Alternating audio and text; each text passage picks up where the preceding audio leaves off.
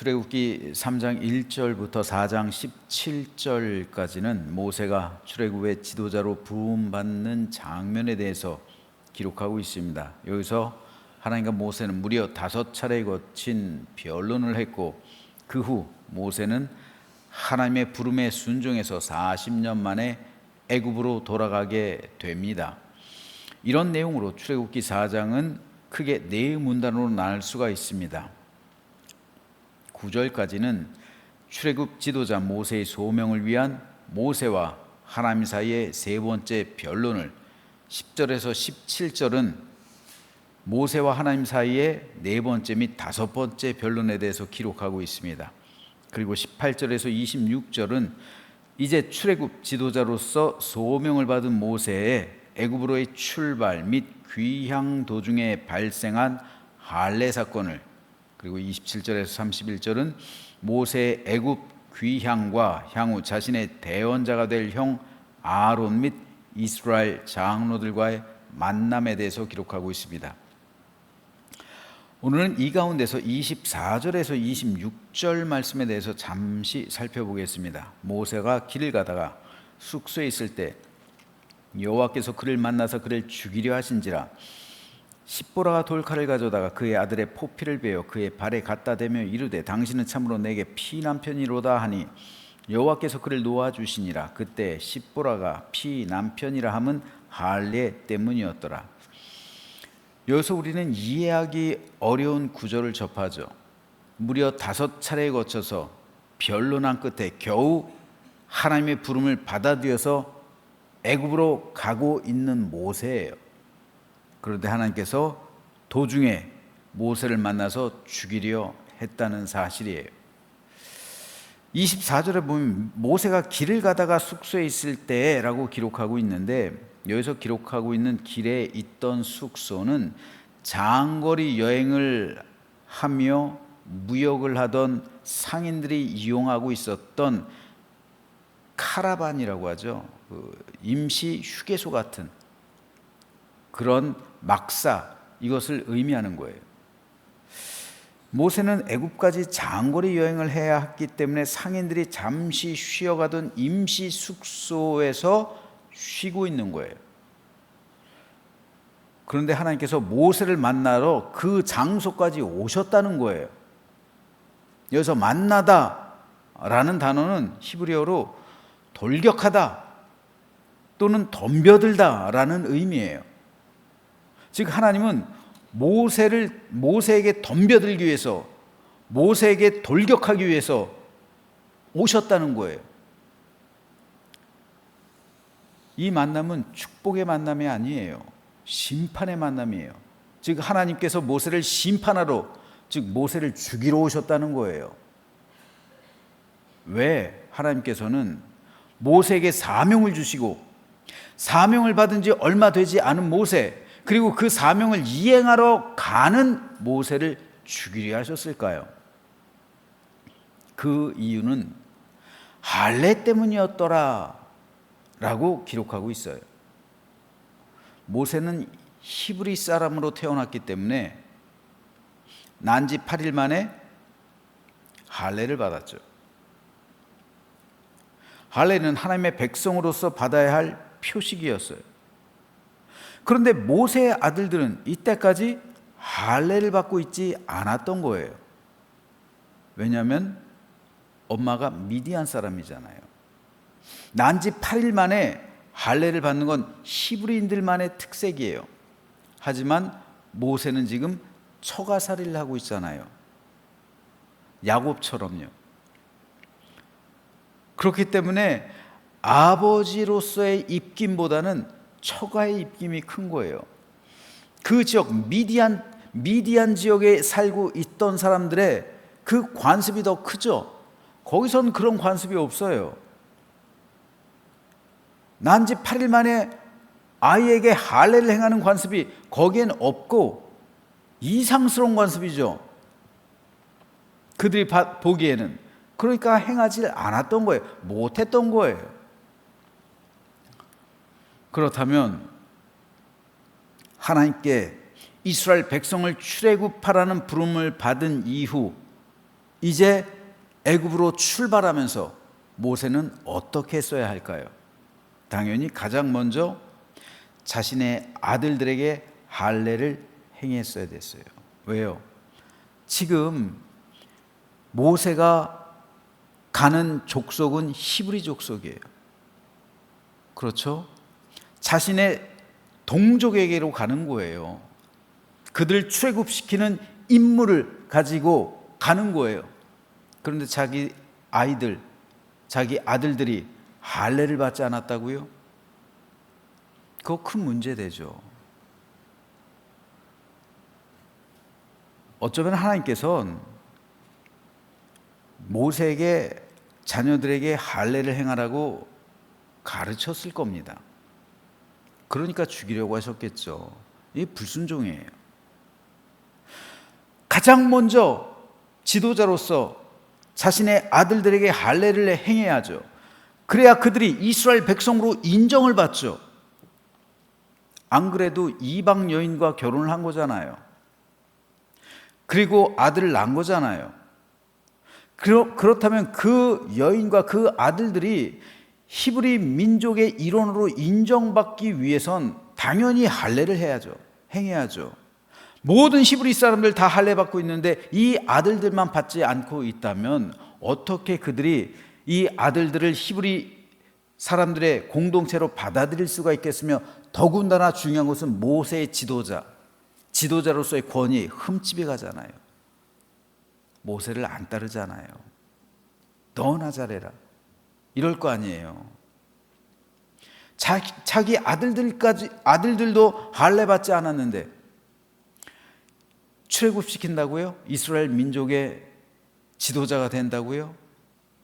지도자로서 영이 서지 않는 거예요. 그러니까 하나님께서는 모세 불순종에 대해서 죽이려 했던 겁니다. 학자들은 아마도 모세가 할례를 행하지 않았던 이유를 그의 아내 십보라에게서 찾습니다. 왜냐하면 십보라는 이방 여인이었기 때문에 아들들이 할례 받는 걸 반대했다는 거예요. 학자들의 가설입니다. 이건 정확하게 나타난 건 아니에요. 어떻든 몰라요. 그런데 중요한 것은요, 이 가설이 힘을 받는 이유 가운데 하나가 실제로 모세가 장인에게 이드로에게 인사를 하고 작별 인사를 하고 떠나가잖아요. 떠나갈 땐 십보라도 떠나갔죠. 그리고 그의 두 아들도 떠나갔어요. 그렇죠? 함께 떠나간 거예요, 모세하고. 이스라엘 민족의 리더가 된다는 그 열망, 어쩌면 그런 게 있었을 수도 있겠죠. 그리고 고향으로 돌아간다, 그런 것도 있었을 수 있고, 어쨌든 함께 갔어요. 그런데 할례 사건 이후로 십보라와 그의 아들들은 다시 미디안으로 돌아가요. 애굽으로 안 갔다고요. 애굽으로 간 사람은 모세 혼자. 이 사건 이후로요, 지금 오늘 이 본문, 십보라가 그 아들에게 할례를 베푼 이후 그들은 다시 고향으로 가요. 미디안으로 가요. 여러분, 이때 아이들이 몇 살 정도 됐을까요? 모세가 십보라랑 언제 결혼했어요? 미디안 가자마자 결혼한 거예요. 그랬으면 40년이 흘렀죠. 그럼 이 아들들은 적어도 30대는 됐을 거예요. 30대. 그 30대 아들들 성장했잖아요. 그죠? 성장한 어른들이잖아요. 그런데 십보라와 그 아들들의 결정은 뭡니까? 하나님께서 모세를 죽이려는 그 모습 보고 애굽으로 간 게 아니라 다시 돌아가요. 미디안으로 가요. 아버지를 쫓아가지 않았다고요. 이후에 모세와 이 아들들 그리고 십보라 이 가족이 언제 만나냐면 출애굽기 18장에서 만나요. 지금 출애굽기 4장 읽고 있어요. 근데 출애굽기 18장 한참 후에 만나는 거예요. 출애굽하고 나서 시내산에 들어가기 전에 가데스 바네아 모든 사건 다 지나고 나서 이제 뭐 만나 메추라기 사건, 불뱀은 아직 아니네요. 어떻든 시내산에서 계약, 그 시내산 언약이 있기 바로 전에 이드로가 식구들 다 데리고 와요. 십보라하고 두 아들을 데리고 와요. 거기서 상봉을 해요. 거기서 처음 이스라엘 민족의 일원이 되는 거예요. 자, 이게 왜 중요한지 아세요?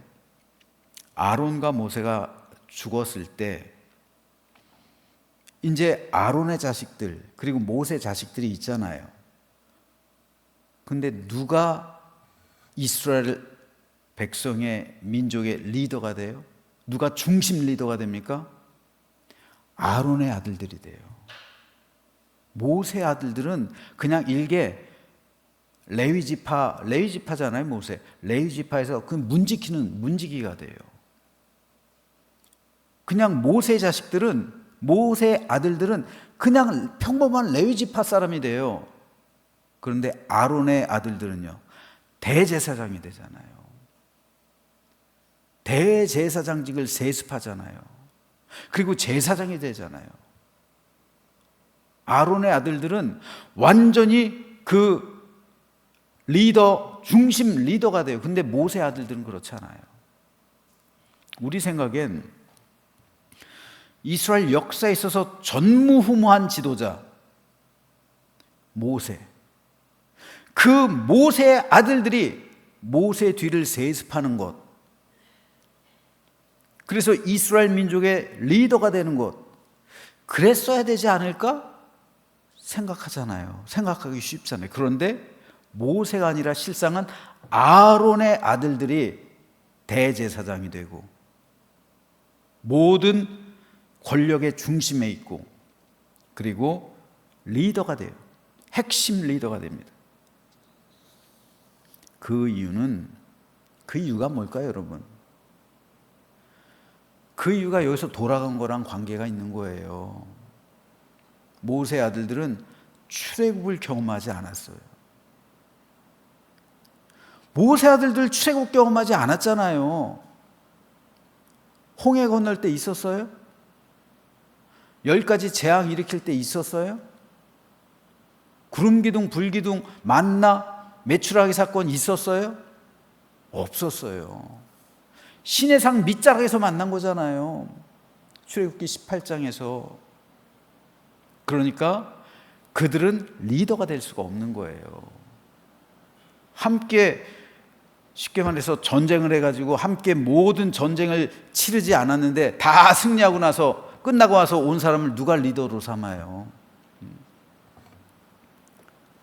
나중에 합류하잖아요. 나중에. 따라서 그들은 이스라엘 민족의 리더가 될 수가 없었어요.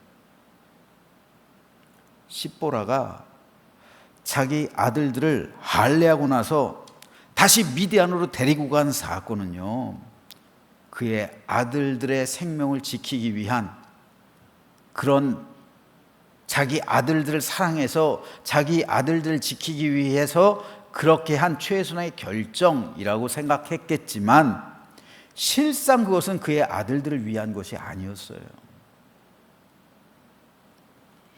어쩌면 오늘 우리 역시 우리 자녀들에게 이렇게 행하고 있는지도 몰라요. 우리는 부모로서 가장 좋은 것을 주는데 실상은 그게 우리 아이들한테 안 좋은 것일 수도 있어요. 오히려 해가 되는 것일 수도 있어요. 10계명에 보면 제1계명에서 4계명까지는 하나님과 사람과의 관계에 관한 법이에요. 제5계명에서 제10계명까지는 사람과 사람의 관계에 관한 거예요. 그런데 사람과 사람과의 관계 가운데 가장 우선적인 관계가 부모와 자식 간의 관계예요. 그래서 네 부모를 공경하라, 이 제5계명이 약속 있는 첫 계명이라고 말하는 거예요. 첫 계명이란 뭡니까? 사람과 사람과의 관계에 있어서 첫 번째 계명, 즉 제5계명이라는 거예요. 그만큼 부모를 공경하는 것은 그 사람이 축복받기 위한 첫 번째 계명, 약속 있는 첫 번째 계명이라는 거예요. 그런데 10계명에는 부모를 공경하라는 계명도 있고요, 이웃을 사랑하라는 계명도 있잖아요. 이웃을 사랑하는 개념이 나머지 다 이웃 사랑이잖아요. 도둑질하지 말라, 간음하지 말라, 남의 것 탐내지 말라, 이런 거 다 이웃 사랑에 관계된 거잖아요. 그런데 부모를 사랑하고 공경하고 이웃을 사랑하라는 이 계명은 있는데 자식을 사랑하라는 계명은 없어요. 왜요? 자식은요, 악한 사람이라고 할지라도 끔찍하게 생각해요. 악한 사람도 자식 앞에선 절절매요. 끔찍히도 사랑해요. 그러니까 그 계명은 없는 거예요. 하지 말라고 해도 사랑하니까. 그런데 우리 그리스도인들은요, 자녀를 사랑하는 건 세상 사람이나 우리 그리스도인이나 똑같아요. 이건 모든 사람의 본능이에요. 그런데 사랑하는 것은 똑같지만 사랑하는 방법은 달라야 돼요. 그리스도인 가정과 세상 사람의 가정은 우리 자녀를 사랑하는 방법이 달라야 된다고요. 똑같이 세상 사람처럼 자녀를 사랑해서는 안 된단 말입니다. 뭐가 달라야 될까요? 그리스도인은 우리 자녀를 사랑하되 하나님 안에서 사랑해야 돼요. 믿음 밖에서, 하나님 밖에서 사랑하면 안 되는 거예요. 하나님 안에서, 믿음 안에서 자녀를 사랑해야 그 자녀가 하나님의 사랑을 받게 되는 거예요. 여러분, 부모가 아무리 자식을 사랑한다 할지라도 하나님이 내 자녀를 사랑하는 그 사랑에 비할 수 없는 거예요. 내가 아무리 내 자녀를 사랑한다 할지라도 하나님이 내 자녀를 사랑하는 것하고는 비교할 수가 없는 거예요. 우리 자녀를 하나님이 사랑하도록 만드는 것, 이것이 부모에게 주어진 가장 큰 책임이에요. 하나님께서 내 자녀를 사랑하도록 만들면 부모의 책임은 끝나는 거예요. 그리스도인 부모의 책임은요, 내 자녀를 하나님의 자녀가 되게 하는 것, 그거예요. 그거면 끝나는 거예요. 그러면 나머지는 하나님께서 하시는 거예요. 왜요? 하나님의 자녀니까요. 그러니까 예수님께서 말씀하셨듯이 하나님은 살아있는 자의 하나님이라고 그러잖아요. 아브라함의 하나님, 이삭의 하나님, 야곱의 하나님. 내 하나님이 내 자녀의 하나님이 돼야죠. 그러면 하나님께서 내 자녀는 책임져 주시는 거예요. 그러니까 우리는 각자의 하나님을 만나야 되는 거예요. 우리 아버지의 하나님이 아니라 나의 하나님을 만나야 된다고, 내 자녀들이. 그러면 그때로부터는 하나님께서 그와 동행하시는 것이고 책임져 주시는 삶을 살아가게 되는 겁니다. 그러면 우린 부모로서 할 일 다 끝나는 거예요. 그런데 여러분, 자녀들이 머리가 크면 부모 뜻대로 됩니까? 안 돼요. 쉽지 않습니다. 새하얀 도화지에 크레파스로 그림을 그리면 그 그림이 그냥 고스란히 드러나는 거죠. 하지만 이미 그려져 있는 그림에다가 다시 새로운 그림을 그리려 하면 예전의 그림을 다 지워야 되죠. 그러니까 수정하기 어려운 거예요. 우리 자녀들 역시 어릴수록 신앙 교육해야 하는 이유가, 어릴 때는 새하얀 도화지 같아요. 그래서 거기에다가 그리는 건 쉬워요. 하지만 아이들의 머리가 큰 이유, 성인이 된 이후에는 부모가 말을 해도 듣질 않아요. 어쩌면 모세의 가정이 이랬을 수도 있어요. 모세의 자녀들, 아들들 30대라고 그랬죠?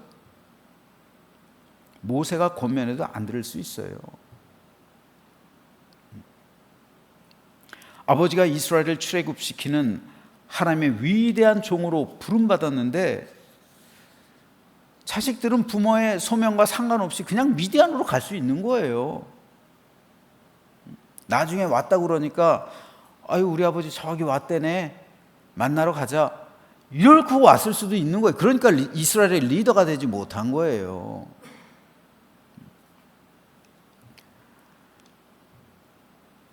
그러므로 저는 저와 여러분 모두가 우리 자녀들을 하나님 안에서 진리 가운데 올바른 믿음으로 양육하게 되기를 소망합니다. 언제부터요? 어릴 때부터요. 그래서 우리가 짝꿍기도 하는 거예요. 부모들을 돕기 위해 교사들이 있는 거고요. 거기에 더해서 짝꿍 지도자들이 세워진 거예요. 그래서 부모들과 교사들과 짝꿍 기도자들이 혼연일체가 돼서 한 영혼을 세우는 거, 한 영혼을 살리는 거예요. 어릴 때일수록 좋은 거예요. 이미 청년이 되면요 쉽지가 않아요. 이렇게 합력해서 한 영혼을 위해 간절히 부르짖어야 다음 세대가 일어나는 겁니다. 저는 저와 여러분의 가정 그리고 우리 교회 가운데 이렇듯 다음 세대를 이어가는 신앙의 유업, 신앙의 유산이, 믿음의 계승이 온전히 임하게 되기를 주님의 이름으로 축복합니다. 그래서 우리 가정의 모든 식구들 그 이름이 다 생명책에 기록되어서 구원 공동체를 이루고 우리 교회는 천국 공동체가 되어서 영원한 하나님 나라의 유업을 온전히 상속받는 우리 모두가 되시기를 주님의 이름으로 축원합니다.